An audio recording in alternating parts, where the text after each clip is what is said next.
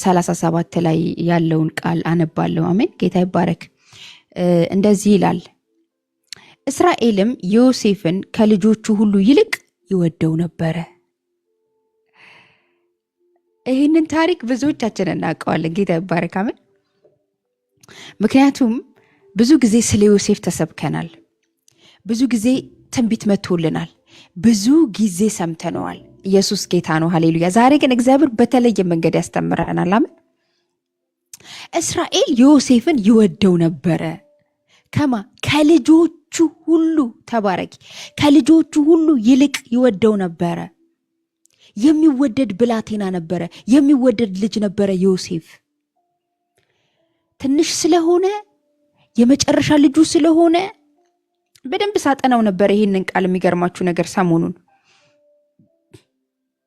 እሱ ብቻ አይደለም ያስወደደው። እሱ ብቻ አይደለም በአባቱ ዓይን ውስጥ እንዲገባ ያደረገው። እሱ ብቻ አይደለም። ኢየሱስ ጌታ ነው። አሜን።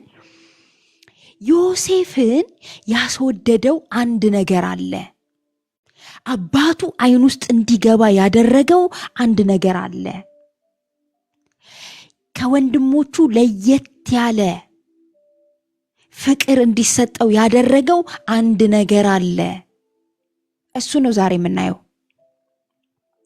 እንደዚህ ይላል፣ እርሱም ይላል በሽምግልናው የወለደው ነበርና በብዙ ሕብር ያጌጠችም ቀሚስ አደረገለት ይላል። በሽምግልናው ምን ያለው ነው? የወለደው ነው። የመጨረሻ ልጁ ነው። በጣም ነው የሚወደው። በጣም ነው የሚሳሳለት።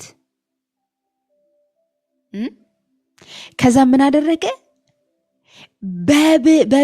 በብዙ ሕብር ያጌጠች ምልክት ያለባት ከሩቅ ሲታይ የሚታወቅበት የሚለይበት ቅጭል ቅጭል ቅጭል ቅጭል ምትል ኢየሱስ ክርስቶስ ለዘላለም ጌታ ነው። ምክንያቱም መጽሐፍ ቅዱስ ላይ ሄደን ስናይ ወንድሞቹ ከሩቅ አዩት ይላል። ከሩቅ እንዲታይ ከሩቅ ለይት